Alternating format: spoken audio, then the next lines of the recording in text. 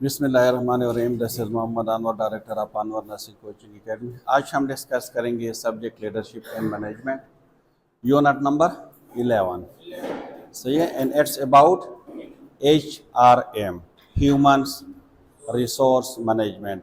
देख, हर इंस्टीट्यूट में या हर हॉस्पिटल में, हर कॉलेज में आप लोगों ने एक अलग डिपार्टमेंट देखे होंगे जिसको हम HR डिपार्टमेंट कहते हैं। ठीक है, यानी human resource department.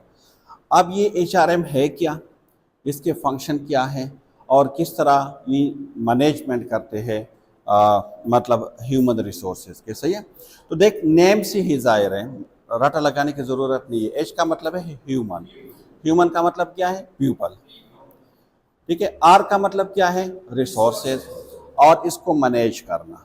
M mean management. देख, हर जिस तरह आप कोई भी काम करते हैं ना, तो इसके लिए रिसोर्सेज की ज़रूरत होती है। जिस तरह हमने इससे पहले फाइनेंशियल रिसोर्सेज की बात की थी, इसी तरह आपको सबसे इम्पॉर्टेंट जो रिसोर्सेज है वो क्या है, ह्यूमन है। ह्यूमन के बगैर आप काम कर नहीं सकते, क्योंकि जो भी काम आप ऑपरेट करते हैं with the help of human. तो इन लोगों को किस तरह मैनेज करना है। एक इंस्टीट्यूट है या एक कॉलेज है, फॉर एग्जांपल ये कॉलेज है, इसमें हमारे पास मुख्तलिफ लोग हैं, ह्यूमन हैं। इसमें हमारे पास फैकल्टी हैं।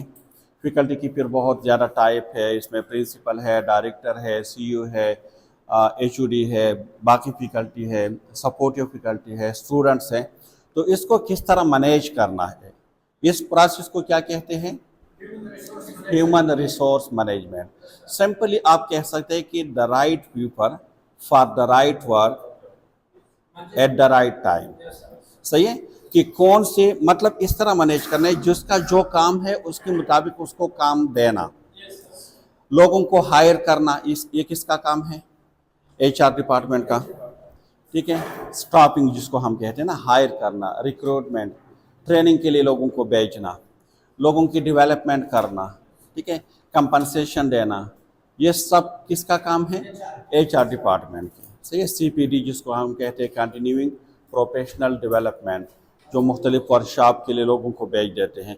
तो आज हम डिस्कस करेंगे इस ह्यूमन रिसोर्स को। ठीक है, ये ऑब्जेक्टिव है जो हम कवर करेंगे। We will define the human resource management क्या है, we will discuss about the different strategies for the staff management, and we will also describe the recruitment process and discuss the staffing and scheduling, and discuss the importance of staff retentions and the staff development, and at the end we will discuss about the importance of delegation। सही है, तो ये objective है, एक एक objective को हम cover करने की कोशिश करेंगे।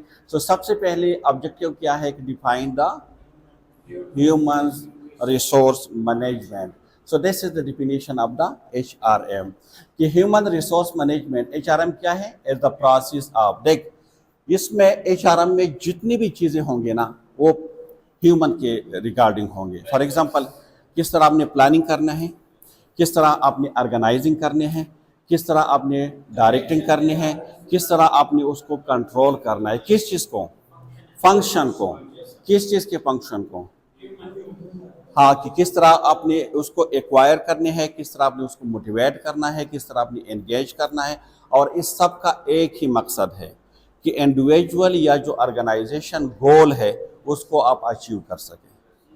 सही है, अगर आपके पास बहुत सारे लोग हैं और सही तरीके से आप मैनेज नहीं करेंगे, फॉर एग्जांपल अगर एक हॉस्पिटल है और इसमें आपके पास टोटल 20 यूनिट्स हैं और आपके पास जो स्टाफ है वो 70 स्टाफ है, अगर आप सही तरीके से इसके शेड्यूलिंग नहीं करेंगे तो आपकी जो गोल है आप अचीव नहीं कर सकते। फॉर एग्जांपल, एक वार्ड में आपने बहुत स्टाफ दी है लेकिन दूसरे वार्ड में आपके पास एक भी स्टाफ नहीं है, ठीक है, तो आप उसको मैनेज नहीं कर सकते। सो ये क्या है कि planning, organising, directing and controlling the function of acquiring, developing, motivating and retaining an organisational force, work force, achieve individual and organisational goal. देख, इसमें हम क्या करते हैं, एक्वायरिंग, रिक्रूटमेंट, किस तरह आपने लोगों को हायर करना है, इसके डेवलपमेंट के लिए आपने क्या करना है, किस तरह आपने उसको मोटिवेट रखना है, हम उसको इंसेंटिव देते हैं। फॉर एग्जांपल, अगर हमारे पास स्टाफ की कमी है, ठीक है, तो हम किस तरह उससे ज़्यादा काम ले सकते हैं, मोटिवेट करके। किस तरह मोटिवेट कर सकते हैं, ओवर टाइम देना, ठीक है, उसको इंसेंटिव दे दें, और टाइम दे रहे, तो ऑटोमेटिकली वो मोटिवेट हो जाएंगे। ये किसका काम है? HRM का काम है, ठीक है। फिर क्या है? रिटेनिंग। रिटेनिंग देख, अक्सर आपने देखा होगा, अगर हम इस कॉलेज की भी बात करें तो न्यू फैकल्टी आ जाते हैं, 6 महीने 1 साल तक काम करके वो यहाँ से चले जाते हैं, रिटेन नहीं होते। हर जगह पे ये है। देख, जब आपके पास न्यू स्टाफ आते हैं ना, तो न्यू स्टाफ आपके लिए ज़्यादा बेनिफिट नहीं दे सकते, अपने लिए काम ज़्यादा करेंगे क्योंकि वो एक्सपीरियंस गेन करेंगे। लेकिन जैसे वो एक वेल एक्सपीरियंस हो जाता है तो फिर वो छोड़ के चला जाता है, ठीक है।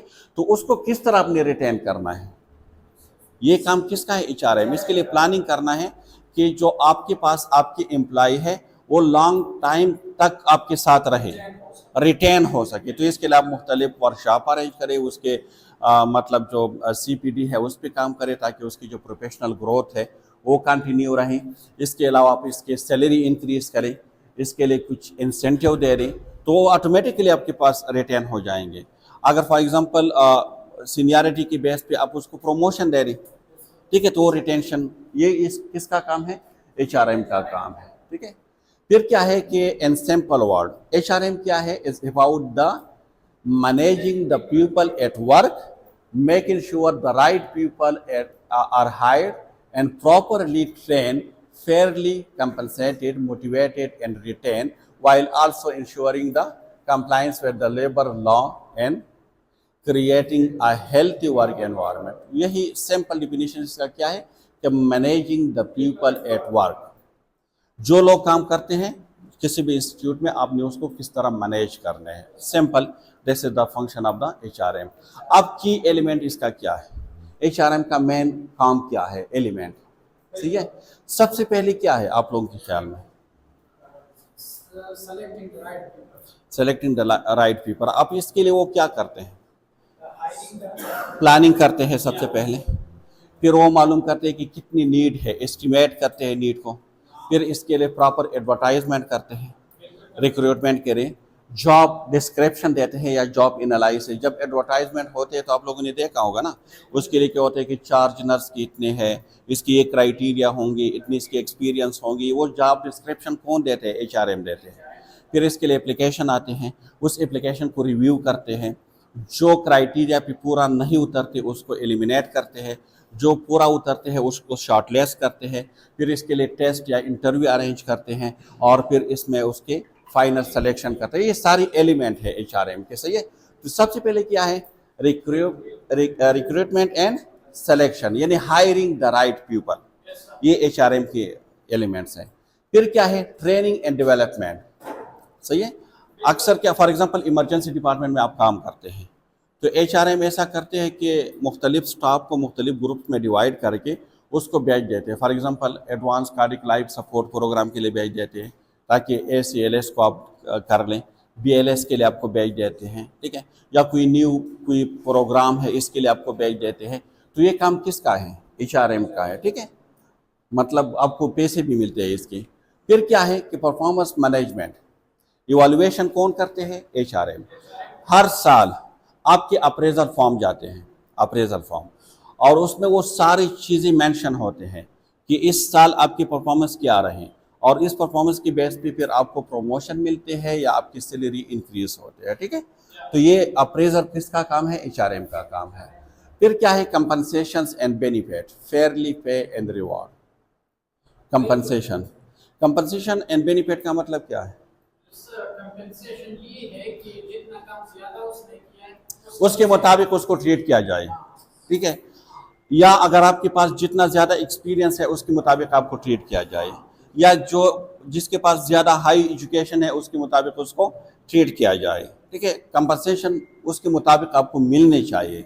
ऐसा नहीं है कि एक फंक्शुअल एम्प्लॉय है और एक एम्प्लॉय ऐसा कि आता नहीं है और दोनों को एक जैसे ट्रीट किया जाए, ऐसा नहीं है।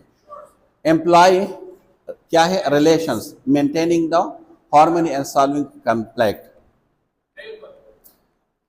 एम्प्लॉय के दरमियान जो रिलेशनशिप है वो किस तरह की होनी चाहिए? हेल्थी एनवायरनमेंट होनी चाहिए, ठीक है। अगर कोई कॉन्फ्लिक्ट है तो टाइमली उसको मैनेज करना, ये किसका काम है? HRM का। फिर क्या है? Compliance, follow the labour law in regulation. ऐसा नहीं है कि अगर आपके लॉ में है कि आप किसी भी एम्प्लॉय से 8 आवर काम करवाओगे, आप उससे 24 आवर काम करवा रहे हो, ऐसा नहीं है, ठीक है। ये कौन देखेंगे? ये HRM देखेंगे, सही है। आप इसको सिंपली एक फार्मूले से भी याद कर सकते हैं, prime two C, PRIME and 2C। P का मतलब क्या है? प्लानिंग करते हैं, प्लानिंग एंड स्टाफिंग, ये HRM का काम है। R का मतलब क्या है? Recruitment and hiring. I का मतलब क्या है? इंटीग्रेशन, इंटीग्रेशन का मतलब क्या है? ट्रेनिंग एंड डेवलपमेंट, ठीक है। M का मतलब क्या है? मेंटेनिंग, रिटेनिंग एंड मोटिवेटिंग, ठीक है। E का मतलब क्या है? इवालुएशन। C का मतलब क्या है? Compensation and benefit. दूसरे C का मतलब क्या है? कम्युनिकेशन, ठीक है, कम्युनिकेशन। तो ये आप इससे भी याद कर सकते हैं, ये एलिमेंट ऐसे भी याद कर सकते हैं, आपकी मर्जी, ठीक है। अब कुछ स्ट्रेटेजीज है फॉर द स्टाफ मैनेजमेंट, कि स्टाफ मैनेजमेंट आप किस तरह कर सकते हैं। कुछ स्ट्रेटेजीज है। Staff management strategies are the approach used by manager और leader effectively handle employee, keep them motivated and ensure that organizational goals are met. Good staff management help in increasing productivity and reducing the turnover। Turnover आप जानते हैं ना कि लोग जो छोड़कर चले जाते हैं, ठीक है। And creating a positive work place environment. सबसे पहले क्या है? Planning and staffing strategies. Planning and staffing strategies आपने क्या करना है? पहले से forecast the number and type of staff required. पहले से आप ये एस्टिमेट करें कि मेरे पास कितने स्टाफ रिक्वायर हैं, कितने स्टाफ मुझे चाहिए। फॉर एग्जांपल यहाँ पे अगर 2 फैकल्टी इस मंथ रिज़ाइन दे रही है फॉर एग्जांपल, तो नेक्स्ट मंथ 2 फैकल्टी की कमी आ जाएंगी। तो अभी से मुझे प्लानिंग करने हैं स्टाफिंग के लिए, हायरिंग के लिए अभी से प्लानिंग करने हैं कि एटलीस्ट 2 स्टाफ तो मुझे चाहिए। ऐसा ना हो अगर मैं अभी नहीं लूँगा तो नेक्स्ट मंथ में तो फिर मैं प्रोसेस के ऊपर लग जाऊँगा, तो एटलीस्ट आप लोगों के 1 मंथ ज़ाया हो जाएंगे, ठीक है। तो इसलिए प्लानिंग सबसे पहले से आपने ये एस्टिमेट करना है कि कितने स्टाफ आपको चाहिए। फिर क्या करना है? Recruit the right people through careful selection. अगर मुझे इंग्लिश लेक्चरर चाहिए तो मुझे इंग्लिश लेक्चरर के लिए एडवर्टाइज करना चाहिए, सही है। अगर किसी और के है तो इसके लिए करनी चाहिए। Ensure people job description and clear rules. पहले से एडवर्टाइजमेंट में हम दे देते हैं, ये कभी भी आपने नहीं देखा होगा ना, जितने भी जॉब आते हैं तो पहले से जॉब डिस्क्रिप्शन मेंशन होता है कि नर्स लीडर चाहिए, नर्स मैनेजर चाहिए, डायरेक्टर चाहिए, स्टाफ नर्स चाहिए, मेल चाहिए, फीमेल कितने, वो सारे पहले से मेंशन होते हैं, ठीक है, प्लानिंग में। एग्जाम्पल क्या है कि hospital anticipate the needs for the more ICU nurse and recruit accordingly, सही है। फिर क्या है? ट्रेनिंग एंड डेवलपमेंट स्ट्रेटेजीज है। Training and development strategies provide orientation to new staff. जब न्यू स्टाफ आते हैं, जब सड़े मशहूर शुखा, जब न्यू स्टाफ आते हैं, ठीक है, तो उसको ट्रेनिंग देना, उसको ओरिएंटेशन देना, ये किसका काम है? HRM का काम, सही है। फिर क्या है? Offer continuous education, workshop and scale upgrading program, सही है। इसके लिए स्ट्रेटेजीज करना, इतने लोगों को इस साल भेजना है, इतने एम्प्लॉई को नेक्स्ट ईयर भेजेंगे, इस एम्प्लॉई जो है इसको वर्कशॉप के लिए सेलेक्ट करना है, ये सारी प्लानिंग करना। Support career development to retain talents. Example क्या है कि नर्स आप क्या है? Train on a new medical equipment to improve patient care. Motivating and engagement strategies, इसमें आप क्या कर सकते हैं कि किस तरह मोटिवेट कर सकते हैं। अगर किसी के परफॉर्मेंस अच्छे हैं उसको रिवार्ड दे दें, ठीक है। अक्सर हम कहते हैं ना कि जिस तरह हम भी करते हैं कि स्टूडेंट ऑफ द ईयर और टीचर ऑफ द ईयर, ये सारी क्या है? रिवार्ड है, ये मोटिवेशन है, एंगेजमेंट है। So recognise and reward a good performance, provide incentive आप उसको दे सकते हैं, चाहे मनी की सूरत में हो या नॉन मनी की सूरत में हो। Encourage the team work and participation and decision making. Example क्या है कि एम्प्लॉय ऑफ द मंथ, ठीक है, जिस तरह मैंने कहा, recognition to the boost morale. Performance management strategies क्या है? किस तरह आप किसी की परफॉर्मेंस को मैनेज कर सकते हैं? सबसे पहले क्या है कि set clear goal and performance standard. किस तरह आप कहेंगे कि इसकी परफॉर्मेंस अच्छी है? आप एक गोल सेट करें। फॉर एग्जांपल फैकल्टी के लिए हम करते हैं तो हम ये गोल सेट करेंगे कि ऐसी फैकल्टी जो सबसे ज़्यादा रेगुलर पंक्चुअल हो, एक स्टैंडर्ड हमने ये सेट कर लिया। दूसरा ये कि उसके सब्जेक्ट में सबसे ज़्यादा स्टूडेंट पास हो, दूसरा हमने ये चेक कर दिया। तीसरा ये कि स्टूडेंट उससे सेटिस्फाइड हो उससे मेथोडोलॉजी से, तो ये एक और स्टैंडर्ड सेट किया। ठीक है, तो जब भी आप परफॉर्मेंस चेक करते हैं उसके लिए आप कुछ स्टैंडर्ड सेट करते हैं, फिर उस स्टैंडर्ड के बेस पे आप उसको असेस करते हैं कि आया वो इस स्टैंडर्ड को मीट करते हैं नहीं करते। अगर करते हैं तो फिर आप उसको दे देते हैं। Conduct a regular appraisal and give the constructive feedback. आप रेगुलर उसको मॉनिटर करोगे। एड्रेस क्या है? Under performance with the support your measure. अगर कोई इंडिविजुअल है, कोई एम्प्लॉय है और उसकी परफॉर्मेंस ठीक नहीं है तो आप उसके साथ बैठें, उसको अच्छी तरीके से आप उसको क्या करें, मोटिवेट करें, आप उसको बता दें, सही है, कि मतलब आपकी परफॉर्मेंस जो है वो हाँ आपने उसको इम्प्रूव करना है। एग्जाम्पल क्या है कि अ टीचर इज गिवन, जो भी टीचर हैं क्या है, mentorship after a low students evaluation score. Compensation and benefit strategies क्या है? Provide fair and competitive salary. ठीक है, आप अच्छी सैलरी दे रहे, कभी भी आपको कोई छोड़ के नहीं जा सकता। Offer health benefit. Health benefit क्या है? हेल्थ इंश्योरेंस आप उसको दे दें। रिटायरमेंट के लिए कोई जीपी फंड, सीपी फंड या कोई इस टाइप की कोई वो दे दे, पेंशन वगैरह। फ्लेक्सिबल वर्किंग हावर दे दें। अगर कोई कहते कि मैं मॉर्निंग में किसी और जगह पे बिजी हूँ, आप उसको इवनिंग में टाइम दे दें। अगर वो इवनिंग में नहीं कर सकते आप नाइट में दे दें। ठीक है, तो फिर कभी भी वो आपको छोड़ के नहीं जा सकेंगे, सही है। फिर क्या है? Ensure the equity and fair and reward.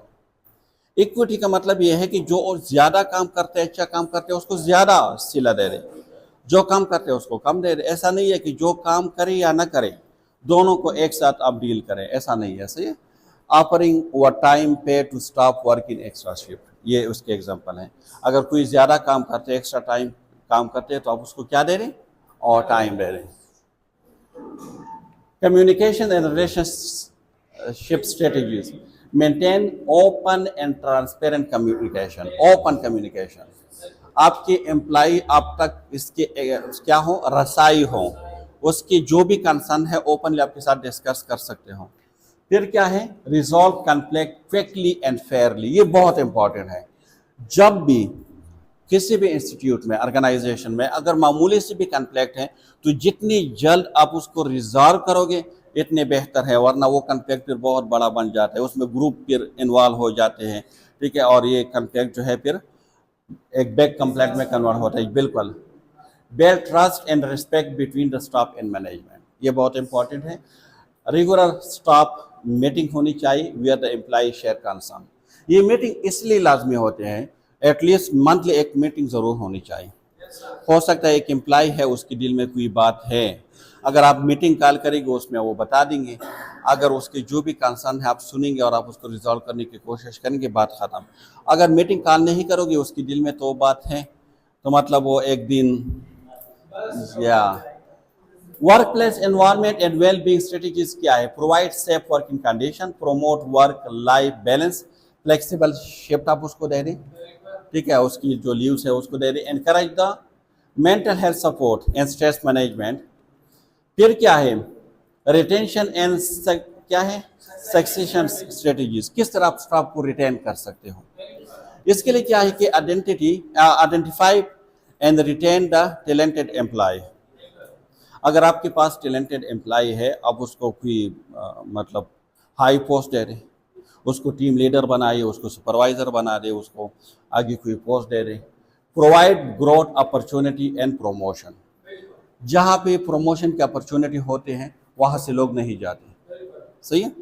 फिर क्या है? Prepare the successor for the leadership role.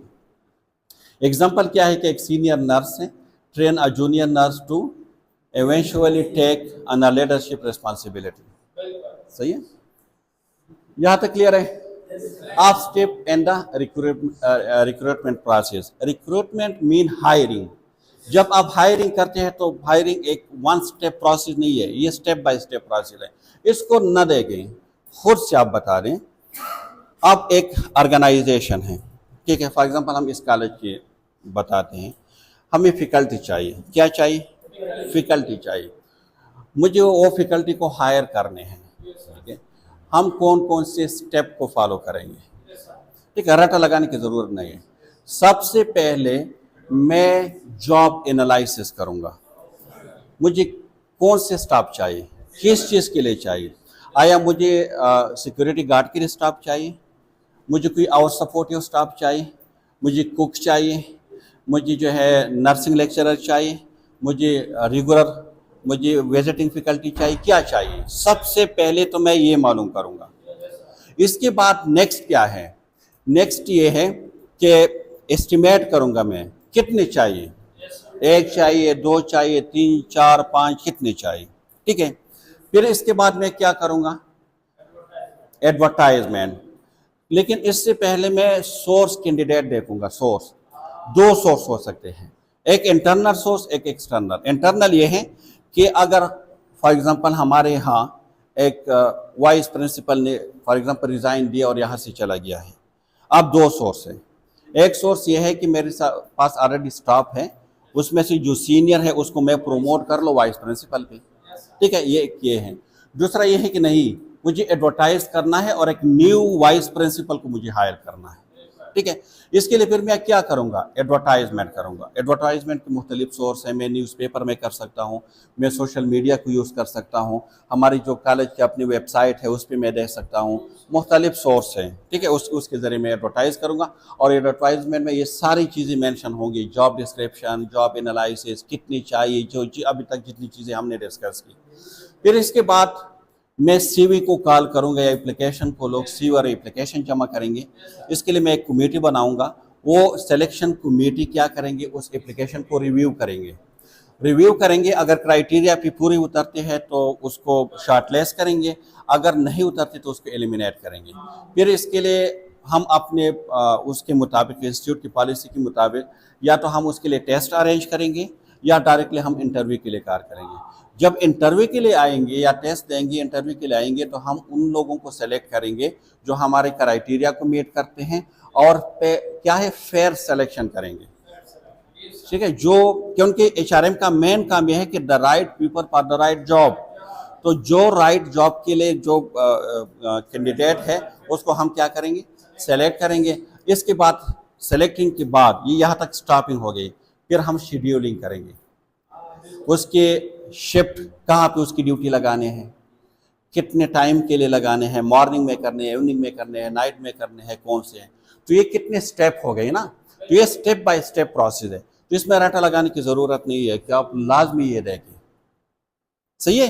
देख, सबसे पहले क्या है, आइडेंटिफाई मैन पावर नीड। मैंने कहा ना कि आप एस्टिमेट करें आपको कितने मैन पावर चाहिए, कितने एम्प्लॉई आपको चाहिए। तो ये वही बात इसने भी की है कि डिटरमाइन वैकेंसीज को आप करें based on the work load, कितने चाहिए मुझे।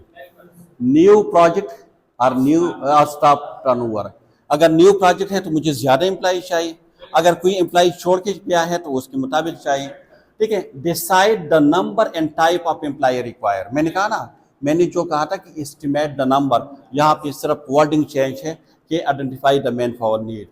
एग्जाम्पल क्या है कि hospital identified the need for the 5 new paediatric nurses. फिर क्या है, job analysis and job description. Job analysis और जॉब डिस्क्रिप्शन में वही चीज़ें हैं कि स्टाफ नर्स चाहिए, लीडर चाहिए, प्रिंसिपल चाहिए, वाइस प्रिंसिपल चाहिए, क्या चाहिए, सही है। So job analysis study the duties, कि आपकी ड्यूटी क्या होंगे, रिस्पॉन्सिबिलिटी उसकी क्या होगी, स्केल कौन से रिक्वायर है for this job. A written document listing job title, responsibility, working condition and reporting relationship, outline the qualification, scale, experience। ये सारी चीज़ें अपनी जॉब डिस्क्रिप्शन में देखे होंगे ना, कोई न्यू चीज़ नहीं है।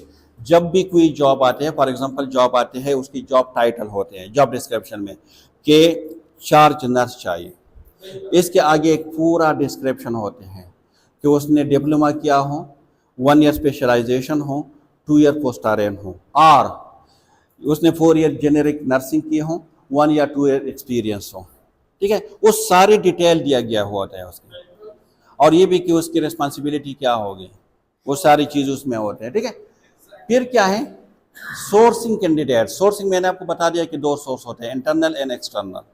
या तो इंटरनल अपने एम्प्लॉय में से किसी को उस पोस्ट पे लेकर आए, और या बाहर से। सो इंटरनल सोर्स क्या है, प्रमोशन, ट्रांसफर, एम्प्लॉय रेफरल। अगर देख इसकी वजह से भी सीट खाली होते हैं ना, लेकिन जॉब डिस्क्रिप्शन चेंज हो जाते हैं। जिस तरह मैंने कहा ना कि हमारी अगर वाइस प्रिंसिपल ने रिज़ाइन दी है तो मुझे वाइस प्रिंसिपल चाहिए ना, लेकिन मैंने अपने एम्प्लॉय में से कोई और को वाइस प्रिंसिपल बनाया, तो अभी मुझे वाइस प्रिंसिपल नहीं चाहिए, मुझे कोई नर्सिंग लेक्चरर चाहिए। ठीक है, तो जॉब डिस्क्रिप्शन चेंज हो गया यहाँ पे। एक है एक्सटर्नल सोर्स। एक्सटर्नल सोर्स क्या है, आप एडवर्टाइज करें, जॉब पोर्टल पे भी कर सकते हैं, सोशल मीडिया जो भी चैनल है उसके थ्रू आप एडवर्टाइज करें। सही है। फिर क्या है, मैंने आपको कहा ना कि आप एप्लीकेशन, कि आप सीवी भेज दें इस ईमेल पे या बाय हैंड आप जमा करवा दें। ठीक है, एप्लीकेशन को जमा करवा दें, मैंने आपको कहा था। तो यही है कि पब्लिश जॉब एडवर्टाइजमेंट, न्यूज़पेपर, क्या है ऑनलाइन प्लेटफॉर्म या जो भी है, clearly mention eligibility, job rule and application procedure. फिर क्या है, जब आपके पास आ जाते हैं सारे एप्लीकेशन, फिर आप इसकी क्या करते हैं, स्क्रीनिंग करते हैं, और स्क्रीनिंग के बाद उसको शॉर्टलिस्ट करते हैं। आप स्क्रीनिंग में आप क्या करते हैं कि जो क्राइटेरिया पे पूरा है उसको शॉर्टलिस्ट कर दें, नहीं है उसको एलिमिनेट कर दें। रिव्यू एप्लीकेशन एंड सीवी, आप रिव्यू कर दें, eliminate candidate who do not meet the requirement and prepare a short list for the further evaluation. इसके बाद क्या है, इंटरव्यू होंगे ना, तो इसमें आप क्या करते हैं, सिलेक्शन प्रोसेस है ये। आप क्या करते हैं, कंडक्ट रिटन टेस्ट या इंटरव्यू जो भी आप है, प्रैक्टिकल डेमोन्स्ट्रेशन जो भी आपके रिक्वायरमेंट है। Assess the candidate for the knowledge scale and attitude में के लिए हम उसको असेस करते हैं, और फिर करते हैं कि use reference check and background verification if needed. कभी कभार हम गैप लेते हैं ना, अगर इंटरव्यू हमने ली है तो हम कहते हैं चलो हम जो है रिजल्ट अनाउंस करेंगे, उसमें गैप लेते हैं। कभी कभार उन चीज़ों को हम वेरीफाई भी करते हैं, वाकई उसकी डिग्री है या नहीं है। ठीक है, वो सारी चीज़ों को वेरीफाई भी आप कर सकते हैं। फिर क्या है, final selection and job offer. जब किसी की फाइनल सिलेक्शन हो जाए, फिर हम उसको क्या है एम्प्लॉयमेंट लेटर हम उसको इशू करते हैं, और उसमें सैलरी और वो सारी चीज़ें मेंशन होते हैं, एक एग्रीमेंट की तरफ जाते हैं। सो क्या है, चूज द मोस्ट जो सुटेबल कैंडिडेट है उसको चूज करें, and issue an employment letter या offer letter with the job terms, salaries and joining date, वो सारे उसमें मेंशन होते हैं। फिर क्या है, इसके बाद नेक्स्ट प्लेसमेंट। जिस तरह मैंने कहा ना, शेड्यूलिंग कहाँ पे उसको रखना है, प्लेसमेंट एंड हाँ, place the employ in the right department, conduct orientation, inductions, introduce the policies, culture and work environment. Clear. तो इसमें रटा लगाने की जरूरत नहीं थी, वही चीजें हैं जॉब के लिए जो ऑलरेडी हर इंस्टीट्यूट या वो कर रहे थे, लेकिन ये काम किसका है, HRM का। अब स्टॉपिंग एंड शेड्यूलिंग, ये दो अलग लफ्ज है, एक है स्टॉपिंग, एक है शेड्यूलिंग। क्या मतलब है, staffing is the process of hiring employ and scheduling placement, कहाँ पे कौन से स्टाफ को रखना है, कौन से शिफ्ट में रखना है। ठीक है, क्लियर। तो ये दो लफ्ज है, बहुत आसान है। स्टॉपिंग का मतलब क्या है, हायरिंग, और शेड्यूलिंग का मतलब है placement. So staffing is the process of planning, acquiring, developing and retaining the required number and types of person to achieve organizational goal. It ensures the right person at the right job at the right time. लोगों को hire करना, simply you can say. Step क्या है staffing की, वही step है जो अभी हमने डिस्कस की। सबसे पहले आपने प्लानिंग करने हैं कि मुझे कितने एम्प्लॉय चाहिए। ठीक है, फिर इसके लिए जॉब डिस्क्रिप्शन, एनालिसिस, वो सारी वही स्टेप है, कोई न्यू नहीं है। ठीक है, मैन पावर प्लानिंग है, estimate the number of staff जो अभी हमने डिस्कस कर दिया। रिक्रूटमेंट क्या है, suitable candidate source, selection, choosing the best candidate, placement करने हैं, training, development, performance appraisal, compensation and retention. वही जो रिक्रूटमेंट और स्टाफिंग सेम हो गई ना, स्टाफिंग में भी आप पीपल को हायर करते हैं और रिक्रूटमेंट भी आप वही करते हैं, तो मतलब वही सेम चीज़ें हैं उसमें। ठीक है, अब शेड्यूलिंग क्या है, डिफिनेशन क्या है शेड्यूलिंग की, as the process of assigning the staff to a specific shift. ठीक है, अगर नर्स हैं, नर्स को हायर करना, दिस इज स्टाफिंग। लेकिन नर्स को फिर मॉर्निंग शिफ्ट में रखना है, इवनिंग शिफ्ट में रखना है, नाइट शिफ्ट में रखना है, कौन सी शिफ्ट में रखना है, ठीक है। फिर इसकी शेड्यूलिंग की मुख्तलिफ टाइप है, एक है फ्लेक्सिबल है, फिक्स्ड है, मुख्तलिफ शिफ्ट है, हम आगे डिस्कस करेंगे। सो ये क्या है कि duties and responsibilities over a given period of time, daily, weekly, monthly, ये सारे कि एक वीक में आपकी कितनी ड्यूटी होंगी, मंथली आपकी कितने होंगे, ईयरली आपकी कितनी ड्यूटीज होंगे, ये शेड्यूल बनाना। हाँ, इट ट्रांसलेट द क्या है the staffing plan into the workable duty roster. Type of scheduling क्या है? Fixed scheduling. Fixed scheduling government में बहुत ज़्यादा होते हैं। कुछ लोग सिर्फ मॉर्निंग करते हैं बस, कुछ लोग सिर्फ इवनिंग करते हैं और कुछ लोग सिर्फ नाइट करते हैं। इसको कहते हैं फिक्स्ड शेड्यूलिंग। सही है, ये हर जगह पे ऑफर नहीं हो, कुछ इंस्टीट्यूट ऑफर करते हैं उसको। सही है। साइक्लिक शेड्यूलिंग वो है कि रोटेशन होते हैं उसमें। फॉर एग्जांपल 2 मॉर्निंग, आगा खान में ये होते हैं 2 मॉर्निंग, 2 इवनिंग, 2 नाइट, 2 ऑफ, ठीक है। तो ये क्या है? शेड्यूलिंग। ये मुख्तलिफ हो सकते हैं, 1 week morning, 1 week evening, 1 week night, ये भी हो सकते हैं। ये मुख्तलिफ होते हैं, लेकिन इसमें क्या होते हैं? शिफ्टिंग होते हैं, रोटेशन होते हैं, कभी मॉर्निंग, कभी इवनिंग, कभी नाइट, साइकिल होते हैं ना, साइकिल। फिर क्या है? फ्लेक्सिबल। फ्लेक्सिबल ये है ना कि अकॉर्डिंग टू योर अवेलेबिलिटी। सही है, आप उसको बस दे दें, फ्लेक्सिबल दे दें कि मैं 2 बजे तक तो मैं बिज़ी होऊंगा, तो 3 बजे से लेकर नाइट 8-9 बजे तक मैं ड्यूटी कर सकता हूँ, ठीक है। तो ये फ्लेक्सिबल है, जो टाइम उसके लिए अवेलेबल हो आप उसको दे दें। ठीक है। फिर क्या है? Self scheduling. Staff choose their own shift with in the guideline. Self scheduling ये है कि आपको बता देते हैं कि ये हमारे गाइडलाइन है, या आपने मॉर्निंग करने हैं 8 से 2 बजे तक, या 2 से 8 बजे तक आपने इवनिंग करने हैं, या 8 से 8 आपने नाइट करने हैं, ठीक है। ये आपकी मर्जी है, तो आप खुद उसमें से चूज करते हैं कि मुझे ये चाहिए। सही है। कंप्यूटराइज शेड्यूलिंग क्या है कि use software to generate fair and efficient roster. ये जो जितने भी JCI हॉस्पिटल होते हैं उसमें अक्सर ये कंप्यूटराइज सॉफ्टवेयर वो होते हैं। हर महीने के जो है एंड में आपको एक रोस्टर आ जाते हैं और इसके मुताबिक फिर अपनी ड्यूटी परफॉर्म करने होते हैं, ठीक है। ये बाकी जो है ये होते बाइशारी के जरिए हो जाते हैं। सही है। अब क्या है? Principle of a good scheduling. अच्छी शिफ्टिंग शेड्यूल के उसूल क्या है? Maintain safe nurse patient ratio, ठीक है।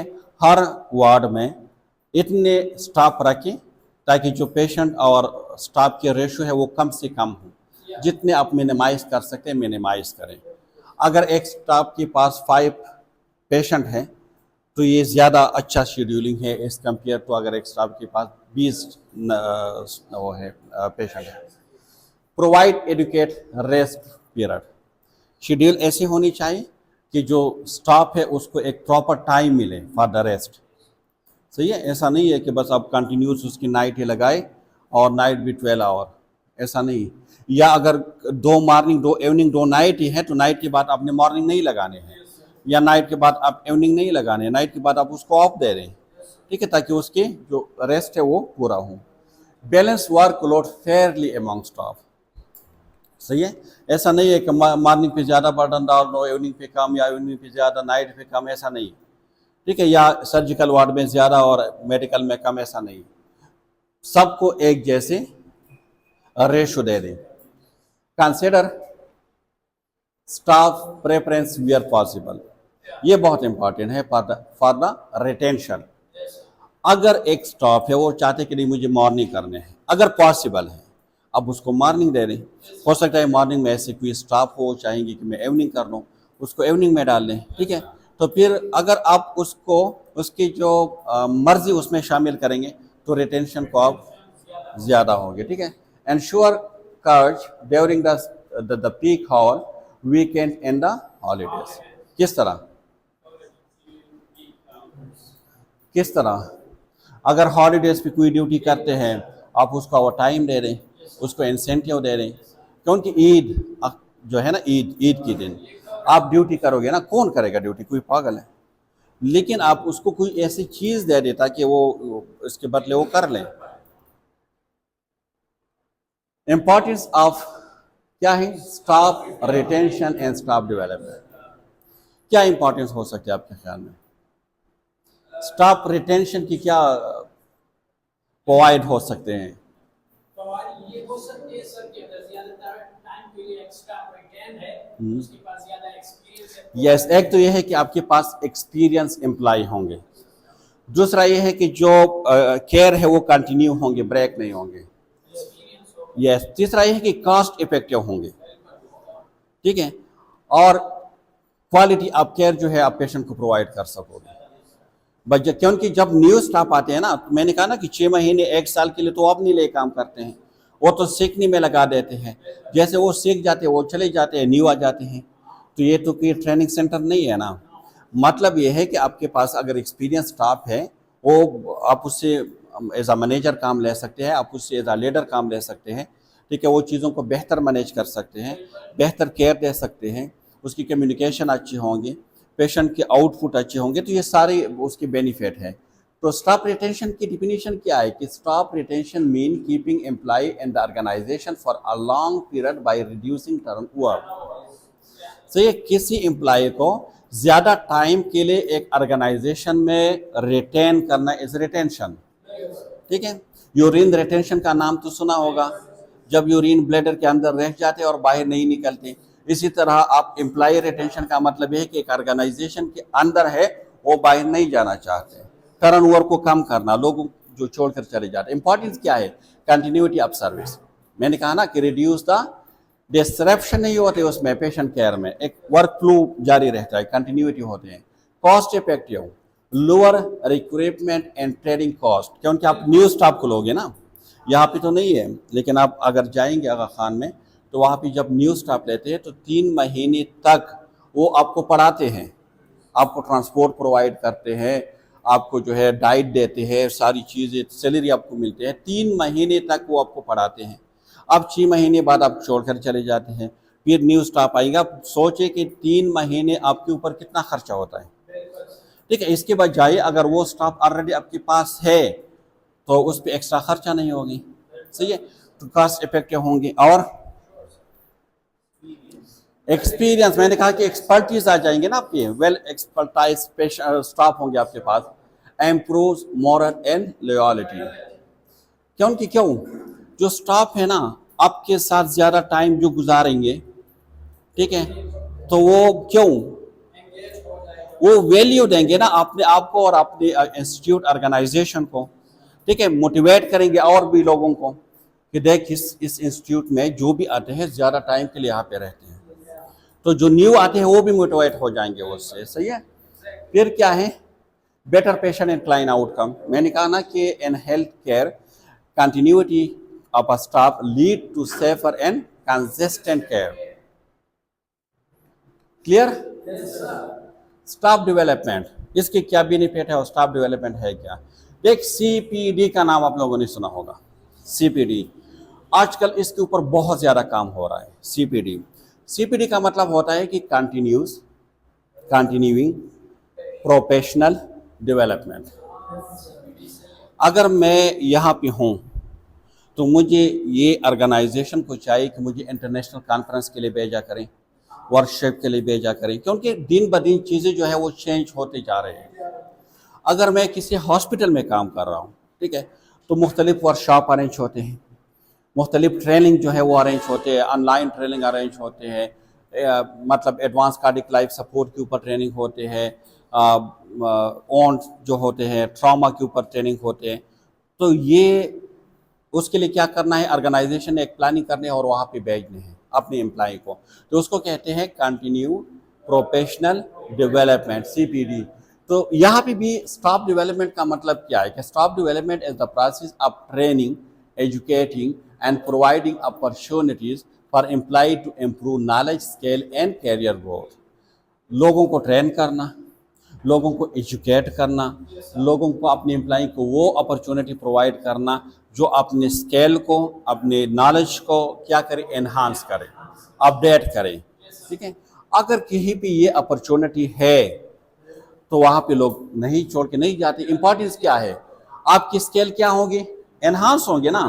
फॉर एग्जांपल पहले मुझे पता नहीं था कि आपने किस तरह एक ACLS प्रोटोकॉल इम्प्लीमेंट करने हैं। अब मुझे पता है कि अगर पेशेंट कार्डियक अरेस्ट में चले जाएंगे तो किस तरह आपने उसको मैनेज करना है, ट्रॉमा पेशेंट को किस तरह मैनेज करना है। ठीक है, तो एक तो ये है कि आपकी जो स्केल है वो क्या होगी, एनहांस होंगे। Increase job satisfaction.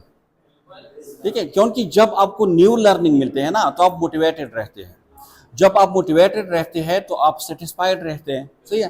फिर क्या है, प्रोमोट कैरियर ग्रोथ। मैंने आपको कहा ना कि देख, एज अ गवर्नमेंट के साथ जब मेरा जॉब हुआ था, so at that time I was only a diploma holder, लेकिन फिर उसने मुझे अपॉर्चुनिटी दी, मैंने स्पेशलाइजेशन की। गवर्नमेंट ने मुझे अपॉर्चुनिटी दी, मैंने BSN की। गवर्नमेंट ने मुझे अपॉर्चुनिटी दी, मैंने MSN की। ठीक है, तो देख मेरा जो कैरियर है वो क्या हो रहा है, उसकी ग्रोथ हो रहा है, इम्प्रूव हो रहा है। अगर ये सारी चीज़ें नहीं होती तो ऑटोमेटिकली मुझे छोड़ के जाना होता। ठीक है, क्योंकि मुझे तो आगे जाना था, BSN MSN ये सारी चीज़ें करनी थी, तो मजबूरन मैं अपनी जॉब से रिज़ाइन कर जाता। लेकिन चूंकि अपॉर्चुनिटी है तो ये रिटेंशन करते हैं। Adopt to change. मैंने कहा ना कि दिन ब दिन चेंजेस होते आ रहे हैं ना, तो तब तक आप चेंज को एडॉप्ट नहीं कर सकते जब तक आपकी उसके बारे में आपके पास नॉलेज ना हो। ठीक है, तो ये क्या है कि stop can handle the new technologies policy and character.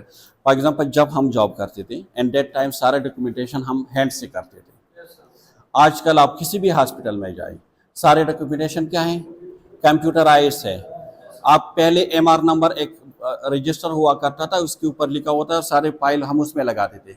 अब आपको एक कार्ड दी जाते हैं, उस कार्ड MR नंबर आप जैसे एंटर करोगे सिस्टम में, आपकी सारी रिकॉर्ड आ जाएंगी, आपके लेबॉरेटरी टेस्ट, आपकी जो मेडिसिन आपने लिया है, जो भी आपके मतलब मेडिकल हिस्ट्री है।